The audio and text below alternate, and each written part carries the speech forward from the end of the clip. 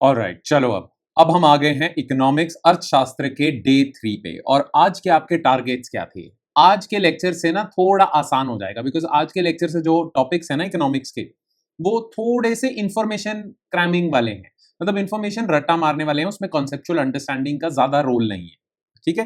अब आपके आज के टारगेट्स क्या थे? आपके आज के टारगेट्स थे पूरा का पूरा एग्रीकल्चर सेक्टर और पूरा का पूरा industrial sector. Now I am hoping आप नोट्स एक बारी पूरे रिवाइज कर चुके हो, तभी आप इस लेक्चर में बैठे हो। ठीक है। क्योंकि जो आपने नोट्स पढ़े थे ना, जो भी चाहे ऊपर ऊपर से भी रीडिंग दी थी नोट्स की, वो आपकी थी रिवीजन नंबर 1। और अब 30 एमसीक्यूज के थ्रू हम करेंगे रिवीजन नंबर 2। ठीक है। तो इसीलिए नोट्स पढ़ के ये लेक्चर देखना ज्यादा इंपॉर्टेंट है। ठीक है। तो आज के टारगेट्स हैं एग्रीकल्चर, भारतीय कृषि और उद्योग यानी कि इंडस्ट्री। तो फटाफट से शुरू करते हैं। ठीक है।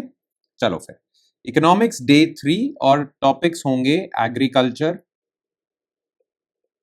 ओके, और इंडस्ट्री। चलो फिर क्वेश्चन नंबर 1 से ही स्टार्ट करते हैं। With reference to Indian economy consider the following statements regarding sectoral gross value added. तो देखो, एक तो भारत की होती है जीडीपी। ठीक है। और हमने करा हुआ है कि ये प्राइसेस पे कैलकुलेट होती है। जीडीपी मार्केट प्राइस पे कैलकुलेट होगी, उसे जीडीपी कहेंगे। पर जीडीपी जो बेसिक प्राइस पे कैलकुलेट होती है, उसे ही हम जीवीए कहते हैं। ये आपके नोट्स में दिया हुआ था पहले दिन। ठीक है। तो बस याद रखना कि जीवीए एक तरह से मतलब जीडीपी ही है, बस अलग प्राइसेस पे कैलकुलेट हो रही है। और हमने करा ही हुआ है फैक्टर कॉस्ट, बेसिक प्राइस और मार्केट प्राइस के बीच में फर्क।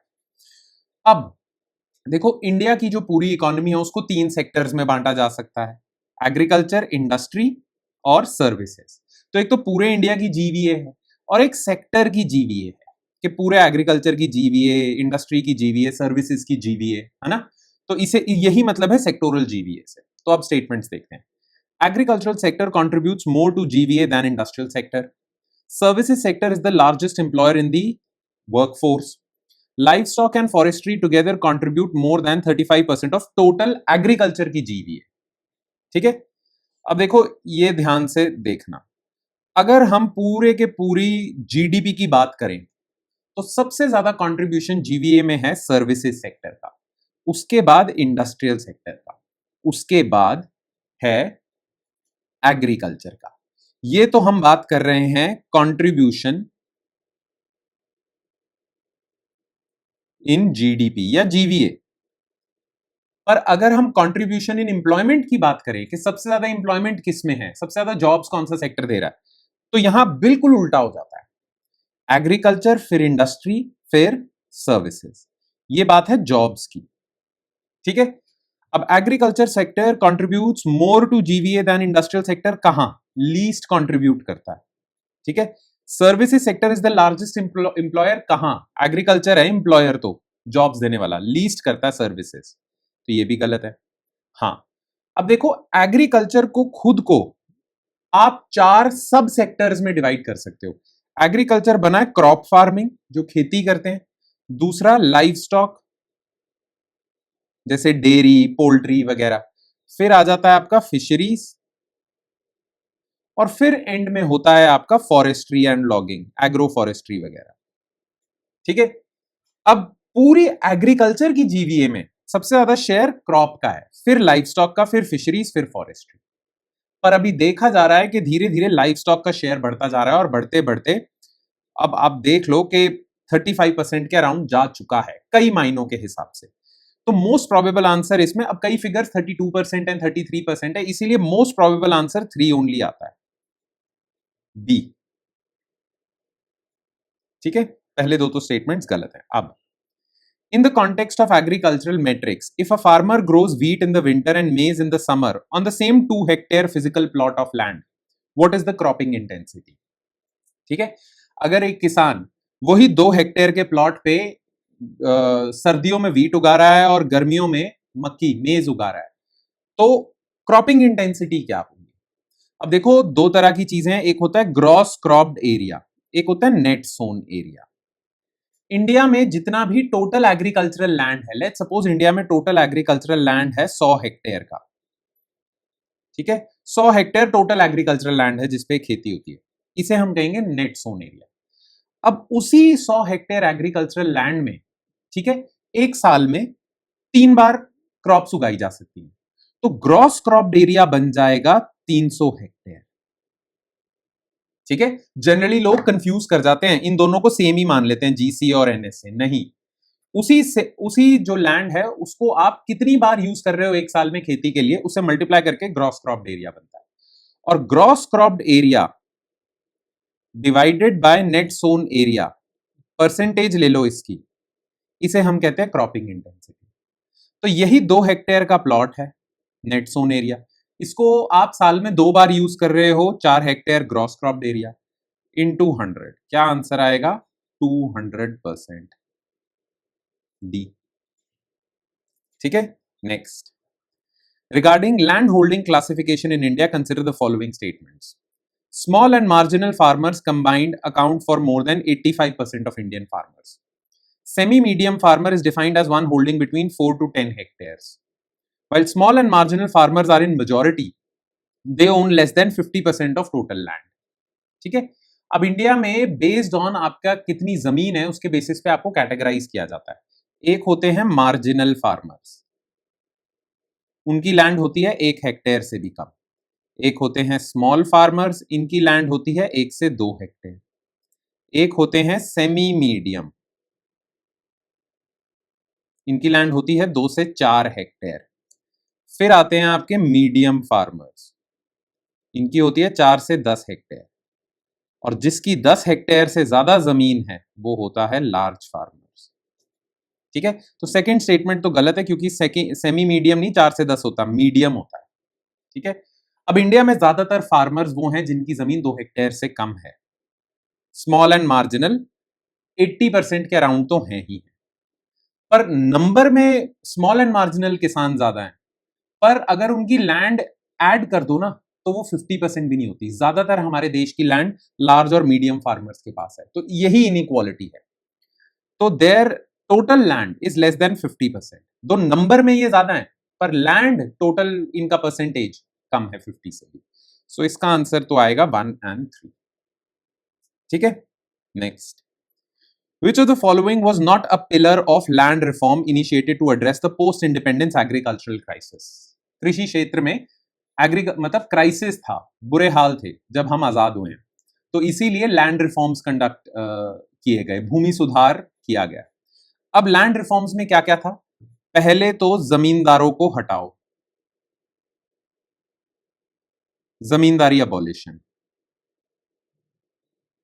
ठीक है, फिर आपने एक और चीज करी थी, आपने कहा था कि बहुत इनइक्वालिटी है, कुछ लोगों पे बहुत जमीन है, कुछ लोगों पे जमीन ही नहीं है, तो लैंड सीलिंग लॉज। मतलब हर स्टेट ना अपने जगह की फर्टिलिटी के हिसाब से एक सीलिंग लगा देगी, इससे ऊपर आप लैंड ओन नहीं कर सकते। जैसे मान लो अच्छा जहां पे उपजाऊ जमीन है, फर्टाइल लैंड है, वहां पे 20 एकड़ कर दिया कि 20 एकड़ से ज्यादा किसी के पास जमीन नहीं हो सकती। जहां थोड़ी लैंड की फर्टिलिटी कम है वहां कर दिया 50 एकड़ से ज्यादा किसी के पास जमीन नहीं हो सकती, है ना। तो ये लैंड सीलिंग लगा दी। आइडिया ये था कि सीलिंग लग जाएगी, किसी के पास भी एक्स्ट्रा लैंड होगा वो सरकार ले लेगी और लैंडलेस लोगों में डिस्ट्रीब्यूट कर देगी जिनके पास जमीन ही नहीं है। इससे थोड़ी इक्वालिटी बढ़ जाएगी, है ना, सोशली अच्छा है ये। लैंड सीलिंग था। फिर टेनेसी रिफॉर्म्स थे, जो ठेके पे आप जमीन देते हो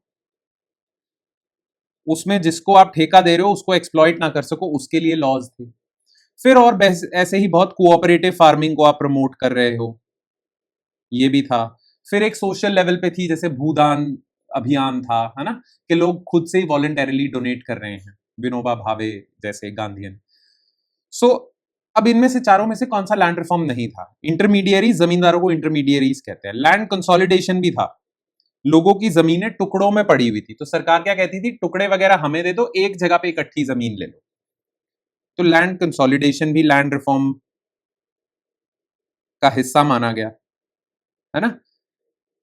टेनेसी रिफॉर्म्स भी था। नेशनलाइजेशन ऑफ एग्रीकल्चरल क्रेडिट, ये तो बैंकिंग सेक्टर की नेशनलाइजेशन से हुआ, इसका लैंड रिफॉर्म से कोई लेना देना नहीं। सी।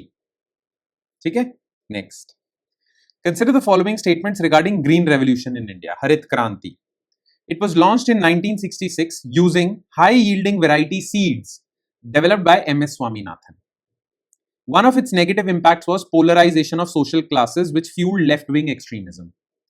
The regional benefits of green revolution were largely concentrated in Punjab, Haryana, western UP. Okay, so देखो ग्रीन रेवोल्यूशन क्या था, नई क्वालिटी के सीड्स आप यूज करोगे जिससे यील्ड बढ़ रही है। इन्हें कहा गया हाई यील्डिंग वेराइटी सीड्स। ये पूरी दुनिया में ही हुआ था, ठीक है। इन्हें बनाया था नॉर्मन बोरलॉग ने, who is known as father of green revolution. इन्होंने बनाए थे ये नए सीड्स, डो ऑफ वेराइटीज कहते हैं, ठीक है, नॉर्मन बोरलॉग। अब ये सीड्स इंडिया में लेके और इसे इंप्लीमेंट करने का काम किया था एम एस स्वामीनाथन ने। इसीलिए एम एस स्वामीनाथन को father of green revolution in India कहते हैं। पर याद रखना, ये सीड्स नहीं बनाए एम एस स्वामीनाथन जी ने। M S Swaminathan implemented green revolution in India, seeds तो नॉर्मन बोरलॉग ने बनाए हैं। हाँ, आया 1966 में, HYV वैरायटी ही है, पर एम एस स्वामीनाथन नहीं है, नॉर्मन बोरलॉग है, ठीक है। अब ग्रीन रेवोल्यूशन के बहुत फायदे हुए, इंडिया सेल्फ रिलायंट हो गया फूड प्रोडक्शन में, वो सब है। पर इससे क्या हुआ कि कुछ कम्युनिटीज आगे चली गई, कुछ कम्युनिटीज पीछे ही रह गई, जिसकी वजह से सोशल प्रॉब्लम भी होने लग गई। उसका एक एग्जांपल, ईस्टर्न इंडिया में नक्सलाइट मूवमेंट स्टार्ट हो गई। खैर, ये कॉन्सिक्वेंस माना जाता है।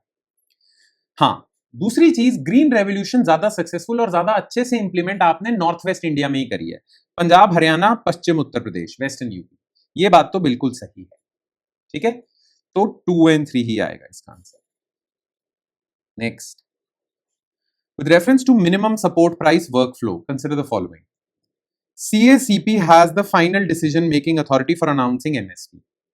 MSP is calculated using A2 plus FL method to ensure it is at 50% above cost of production.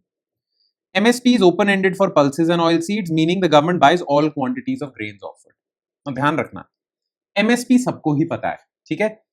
ये कुछ चीजें आपको एक्स्ट्रा पता होनी चाहिए। जैसे MSP हमारे कंट्री में डिक्लेयर किया जाता है 22 क्रॉप्स के लिए, जिसमें से 14 खरीफ क्रॉप्स हैं, 6 राबी क्रॉप्स हैं और 2 कमर्शियल क्रॉप्स हैं, ठीक है। इन सब के लिए एमएसपी डिक्लेयर किया जाएगा।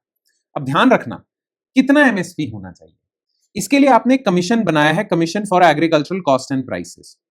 ये कमीशन सरकार को रेकमेंड करेगा। जनरली इसकी रेकमेंडेशन मानी जाती है, पर फिर भी इसका काम रेकमेंड करना ही है। फाइनल जो डिक्लेरेशन है वो करती है cabinet committee on economic affairs. ये याद रखना फर्क। तो इन्होंने बोला final decision making authority. Final decision making authority तो सीसीईए ही है, cabinet committee on economic affairs. हाँ, पर वो जनरली सीएसीपी की रिकमेंडेशंस मान लेता है, but final decision making authority नहीं है, ठीक है। अब देखो, सरकार ने अनाउंस किया था कि हम सभी क्रॉप्स पे एमएसपी ऐसा डिक्लेयर करेंगे कि वो कम से कम 50% अबव होगा आपकी कॉस्ट ऑफ प्रोडक्शन। जितनी आपकी लागत लगी है उसके 50% अबव ही आपको मिलेगा, ठीक है, एमएसपी। पर ये कॉस्ट ऑफ प्रोडक्शन मेजर करने के भी 3 तरीके होते हैं। क्या होगा कॉस्ट ऑफ प्रोडक्शन, ये भी एक मुद्दा है कि ठीक है आप 50% हमें ज्यादा दोगे, पर ये कॉस्ट ऑफ प्रोडक्शन मेजर कैसे करोगे। इसके 3 तरीके हैं, A2, A2 प्लस FL और तीसरा है C2। A2 सबसे कम, जो किसानों को बिल्कुल पसंद ना आए। A2 प्लस FL मिडल है, किसान चाहते हैं C2 कॉम्प्रिहेंसिव कॉस्ट, और MS स्वामीनाथन भी कहते थे C2 के हिसाब से ही देना। पर करंटली सरकार देती है A2 प्लस FL के हिसाब से, और कोशिश करती है कि मिनिमम 50% का मार्जिन तो मिल जाए, किस पे, A2 प्लस FL मेथोडोलॉजी से निकाली हुई कॉस्ट ऑफ प्रोडक्शन पे। तो ये तो सही है, ठीक है। अब एक और चीज, एमएसपी का आपको बेनिफिट मिलेगा, पर 2 तरह के बेनिफिट है। एमएसपी का बेनिफिट क्या है कि सरकार ही आपसे खरीद लेगी, प्रोक्योर कर लेगी। पर procurement based on MSP is of 2 types. एक है ओपन एंडेड। इसका मतलब क्या है, आप जब भी सरकार के पास जाओगे कि ये मेरी जो फसल है एमएसपी पे खरीद लो, सरकार को खरीदनी ही पड़ेगी। एक होती है टारगेटेड। सरकार ने टारगेट रखा हुआ है कि मैंने 10 मीट्रिक टन पल्सेस प्रोक्योर करनी है, तब तक वो किसानों से खरीदती रहेगी। जैसे ही 10 मीट्रिक टन का टारगेट पूरा हो जाएगा, सरकार अपने दरवाजे बंद कर देगी। उसके बाद जब किसान आएंगे तो मार्केट में बेचो, एमएसपी पे नहीं बिकेगा। इसे टारगेटेड कहते हैं। अब ध्यान रहे, सरकार ओपन एंडेड फैसिलिटी देती है सिर्फ व्हीट और राइस में, बाकी ऑयल सीड्स, पल्सेस सभी के लिए टारगेटेड है। तो ये थर्ड स्टेटमेंट भी गलत हो जाती है। आंसर आएगा ए, ठीक है। Next, In the context of agricultural finance, priority sector lending requires banks to allocate what percentage of their adjusted net bank credit? तो याद रखना कि प्रायोरिटी सेक्टर लेंडिंग बैंकिंग में हमने करा है, बैंकों को देना होता है, मतलब बैंकों को बोला है कि 40% आपकी प्रायोरिटी सेक्टर लेंडिंग होनी चाहिए, यानी कि जितने भी आप लोन्स दे रहे हो उसमें से 40% प्रायोरिटी सेक्टर को जाएंगे। इस 40% में से 18% एग्रीकल्चर को जाएगा, 7.5% एमएसएमई को जाएगा, और ऐसे ही आपने सब टारगेट्स रखे हैं। वैसे तो ओवरऑल 40 है, पर उसके बीच में भी आपने सब टारगेट्स रखे हैं, तो एग्रीकल्चर के लिए 18% है। ठीक है, वो प्रायोरिटी नंबर 1 है। ठीक है, नेक्स्ट।